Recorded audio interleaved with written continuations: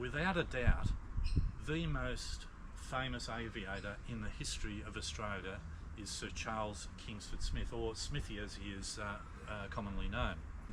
Our international airport here in Sydney, which is just a little bit back over behind us here, is named the Kingsford Smith International Airport. Now, the reason I'm standing here in front of this school gate is because Smithy and I do have something in common, apart from the fact that we're both pilots. And please don't think that I'm in any way comparing myself to him at all. He is in a league of his own. I'm nowhere near that. The way that we do have something genuinely in common is that we both attended this same school, Sydney Technical High School. He, of course, much earlier than me. He attended in 1912, 1913. I was in the mid-1970s, so about 60 or so years apart. I did call the school to ask if I could get inside to take some photos. Unfortunately, it's summer school holidays here, and there's no one there. We can't get in. I didn't think it would be a good idea to try and break in. But that's my little claim to fame. And of course, he is the school's most famous old boy. He was there's a bronze statue of him inside. There's a plaque explaining some of his great feats, and a propeller that's mounted there, and that sort of thing. So the school's very proud of him, and rightly so.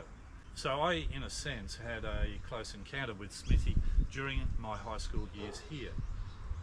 Today, we're also going to have a close encounter with Smithy in a completely different part of New South Wales.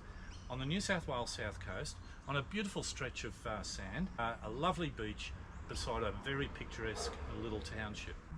Shortly after that encounter with Smithy, we're going to have another encounter with some flying objects that were hurtling through the sky, and we certainly were not expecting to encounter. So please stay watching, and hopefully you'll be entertained and somewhat informed.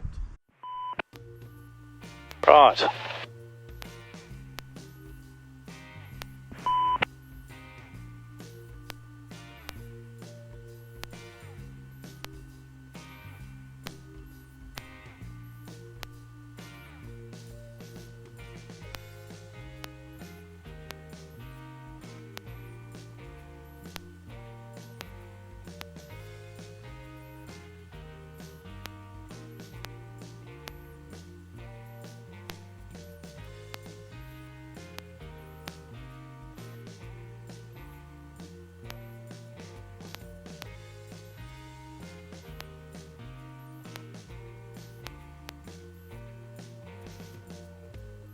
Traffic Moruya, Mike Whiskey Delta is taxiing a runway 36 for an upwind departure. Traffic Moruya.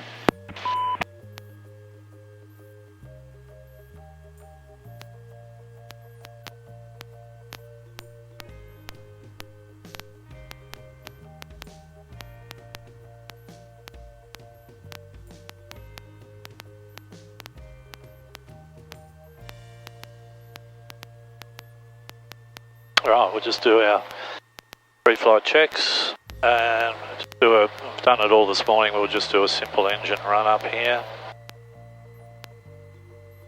Check left, check right.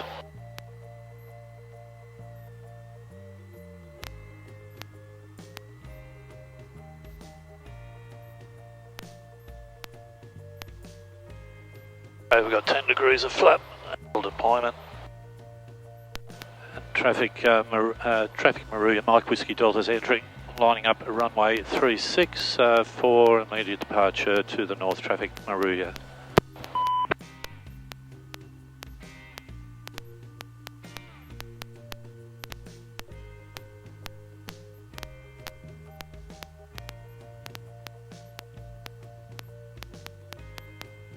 Traffic Moruya, Foxtrot Sierra Foxtrot is at 10 nautical miles to the north, 3000 inbound. Foxtrot Sierra Foxtrot. Traffic Moruya, Mike Whiskey Delta is rolling runway 36, copy the inbound from the north. We're departing to the north. We'll stay out over water on our northbound departure route. Traffic Moruya. Okay. Copy, Foxtrot Sierra Foxtrot, we'll track inbound for Moruya. Alright, we're ready to roll.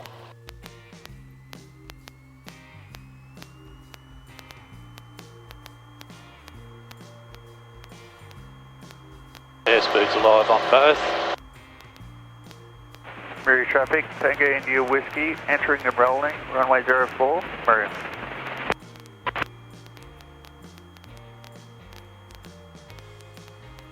And Moruya traffic, Tango India Whiskey, we'll be doing circuits 04, Moruya. Morning, Sam. Good morning, how we going? Good, mate.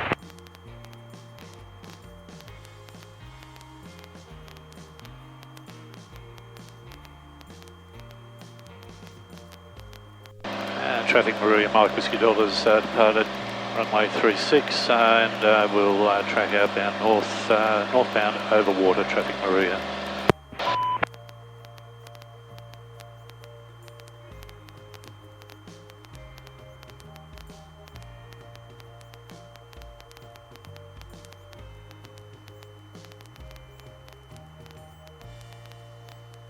Altitude. All stations, Moruya, Lima November Juliet, Cherokee, overhead Churros, 8 miles to the south, tracking northbound to Moruya, 1,000 feet.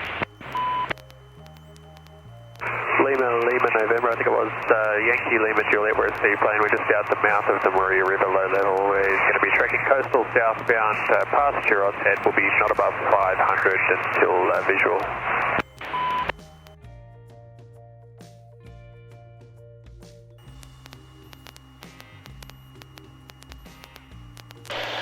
Okay, so now we're coming up.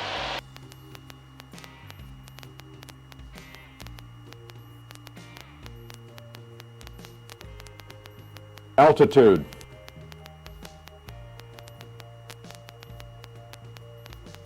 So this is our favourite little spot here that I was telling you about on the way down Durras Lake. But the amount of water coming out of the lake today is much reduced compared to what it was on the Sunday when we came down, because all that heavy rain has all, the water volume has gone out. So there's still a bit of water flowing out, but not very much. Quite surprising. That's almost closed. Almost. Yeah, it does look that.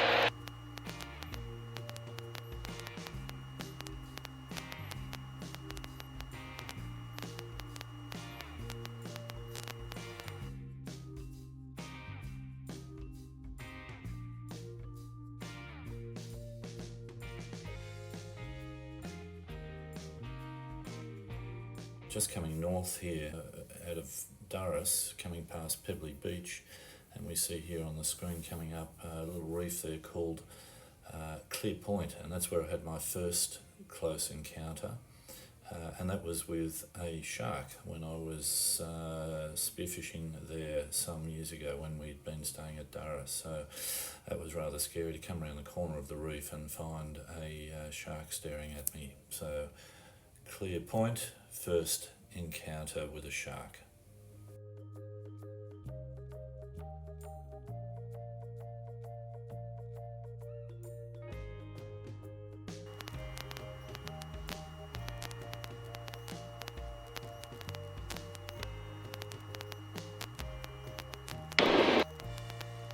Yeah, so this is Sanctuary Point, so just in behind us there. And coming up along. So have a look at the colour of the water as it's close to the sand out here. Roger, see that beautiful aqua blue colour. We'll be conducting a secondary hold at Sierra Bravo and requesting an airway to 6,100. Stand by for our interruption.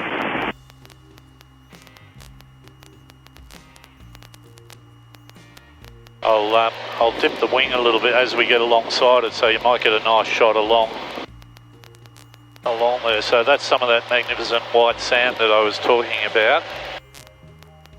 Oh yeah, I see it.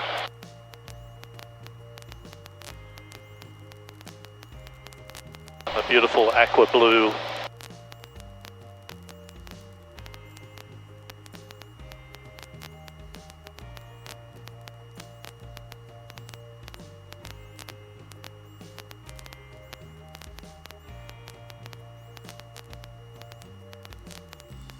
Yeah, so pretty special. It's a lot better today, doesn't it? Oh, much better. And when you look down into the water, you can just see the beautiful colours there.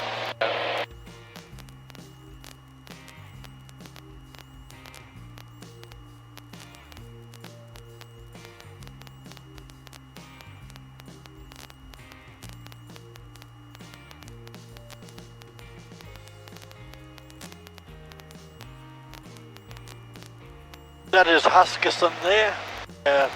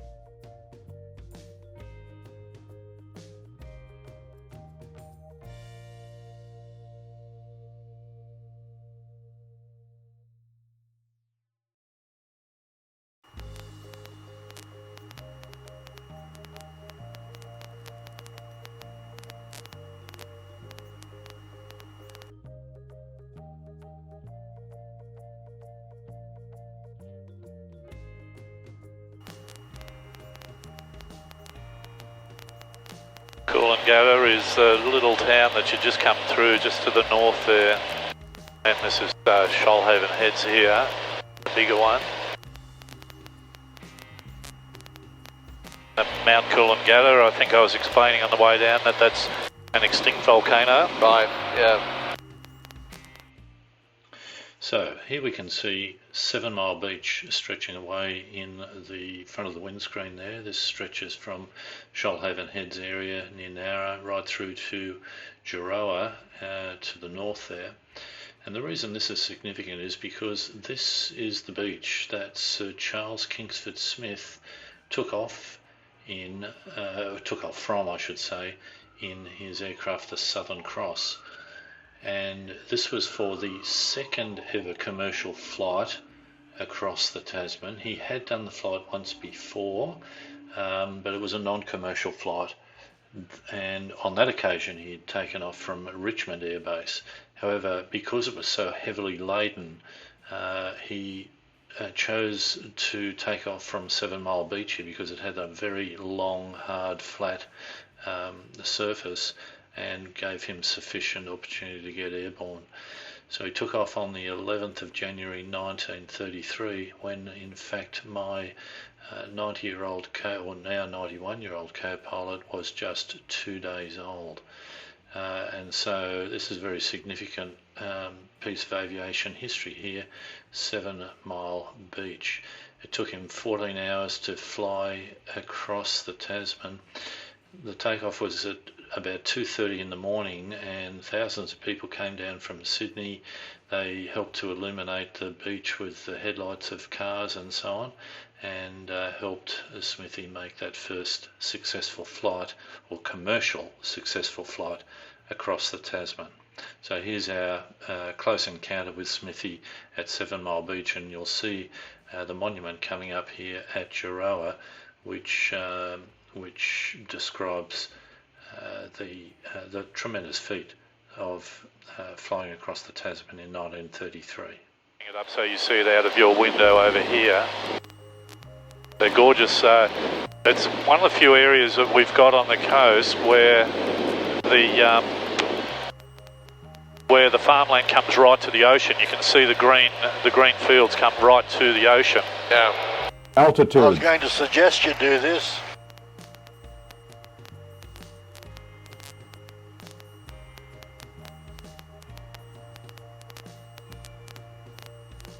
Yeah, so this is Juroa. We've hired a house down there once Altitude. with some of our friends there on a cold winter's weekend. It was absolutely beautiful to be inside and around the fire, enjoying one another's company. But you can see this magnificent, you know, you've got cattle in the fields right up to the ocean there. Yeah.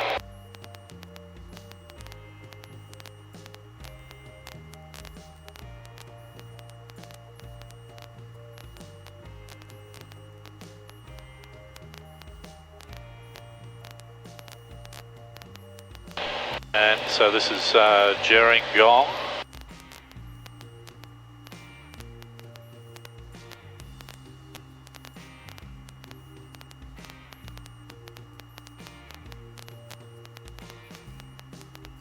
Beautiful volcanic rugged coastline there, with interspersed with beaches. So that's all been lava flow out to the coastline there. Great views from the top of that mountain. Where the Camberwarra. lookouts up there. So, Are they doing dairy farming down here then? yes, dairy. A lot of dairy.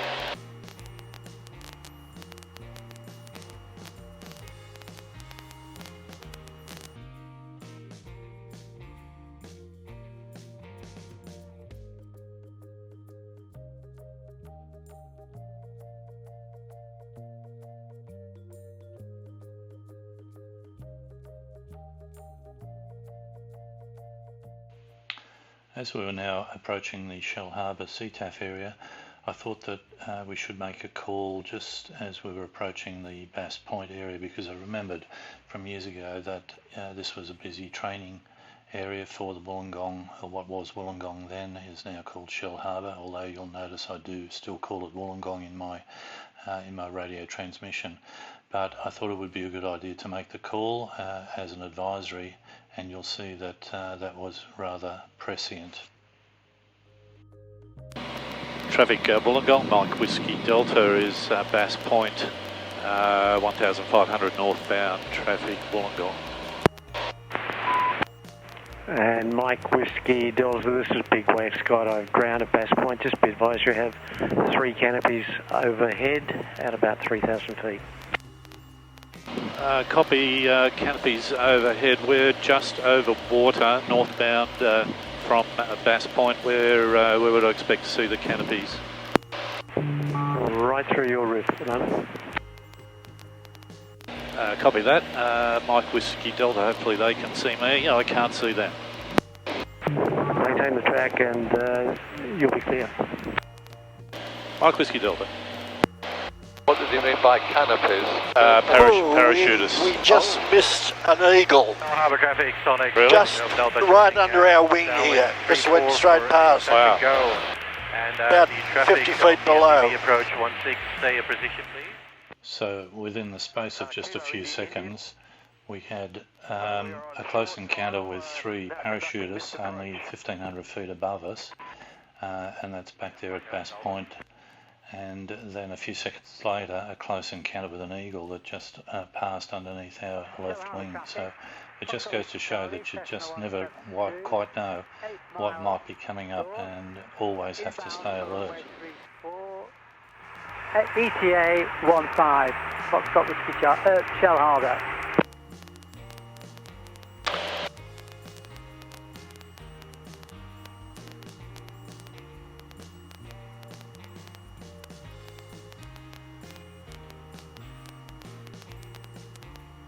I haven't seen any parachutists. No, well, they were dropping parachutists back there, and he said they were directly above us, only 1500 feet above us.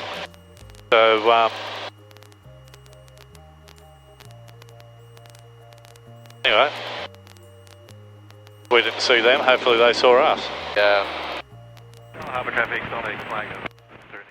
This close encounter with the parachutists had me slightly concerned. I thought we might have missed something on the navigation charts, or I might have missed something on the NOTAMs, which are the notice to airmen. When I got back to Bankstown, I checked the charts and the NOTAMs, and there was nothing at all.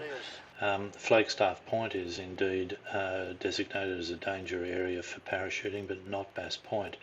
So that's why I was rather surprised to find that we had 3 canopies, 3 parachutists descending rapidly directly from above. We're going to climb up over the top here and scoot through towards Bankstown in this direction.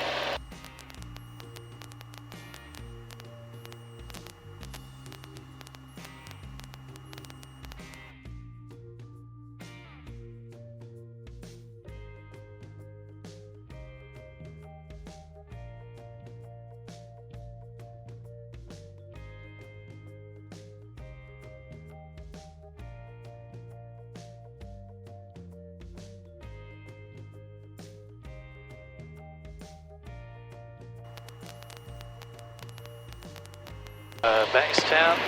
Bankstown Terminal Information Delta, runway 11 left to Ralph departures, frequency 132.8. Runway 11 right circuit training, frequency 123.6. Runway 11 centering use. Wind 120 degrees, 10 knots. Visibility greater than 10 kilometers. Cloud view 3000. Temperature 25. QNH 1021. On the first contact with Bankstown Ground or Tower, notify receipt of information Delta. Alright, so 11 left. That'll be a straight in approach for us when we come in from a place called 2RN, which is a radio station. 2RN, 2 Radio National. Good takeoff. So we'll tune in to Banks. So it's still a little way up here yet, but just getting ourselves organised. Papa November, downwind touch and go. Victor November, on my right, clear touch and go. On my right, Victor Papa November. And we're just coming up to this tower called 2RN. 118.4. Keeping a lookout for other traffic.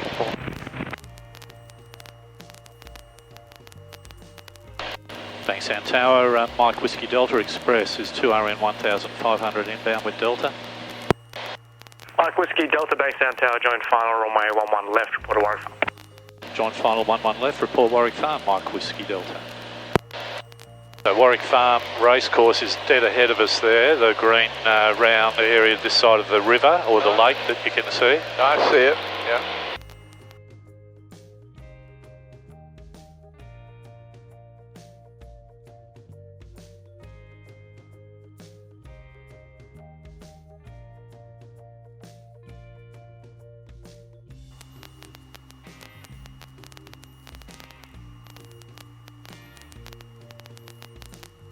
And Mike Whiskey Delta is Warwick Farm.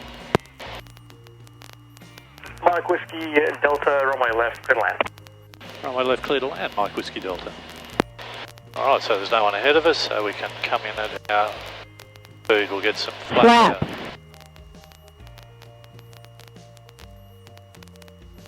Whiskey Delta, traffic is Cherokee, they're just on base on the southern side for the middle runway. Copy the traffic for the middle runway, Mike Whiskey Delta. Juliet Delta Charlie, runway centre, clear to land. Clear to land, Juliet Delta Charlie.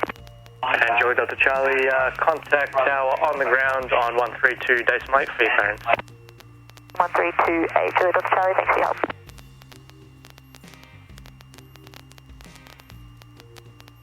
You can see the harbour bridge. Oh, yeah. Yeah. I see it.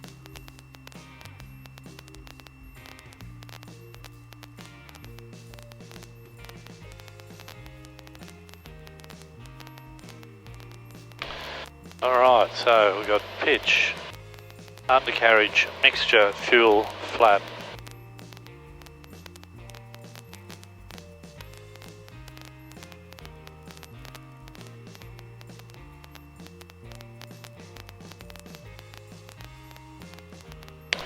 A little bit of breeze, almost a little bit of crosswind, but not too bad.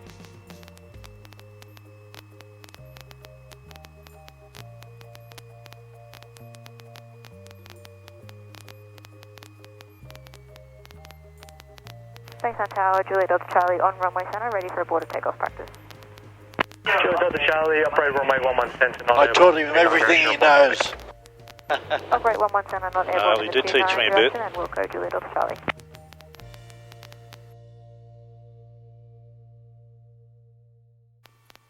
And we'll just roll through to the next one. That taxi exit is not functional. There's no one hard on our heels. No need to burn the brakes out for grinding to a abrupt halt.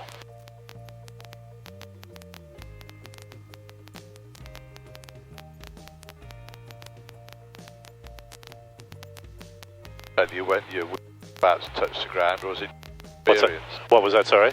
Well, do your instrument tell you when you're about to touch the ground? No, it's just it's the Mark 1 eyeballs. Yeah, okay. Victor Plan November, downwind touching go. Very smooth landing. Banks at Grand Mike Whiskey Delta on Alpha, request taxi to parking. Mike Whiskey Delta, go on taxi to parking. Taxi to parking, Mike Whiskey Delta. Sorry, Roger. Yeah, I just had to make that radio call there. But you can repeat that if you like. It sounded like a compliment, was it? It was a compliment, yeah. A very smooth landing, thank you. Yeah, it was. Thank you. Well, I think I've done about it's 12 or 1300 landings in this particular aircraft. Doesn't mean you get them. It doesn't mean that they're all smooth, because everyone's different. Conditions are different. Your load, your wind. You've got a gusty crosswind. Can make it difficult to make a nice smooth landing. But as long as they say that any landing that you can walk away from is a good landing. Yeah. And any landing where you're able to fly the aircraft again afterwards is a great landing. Yeah.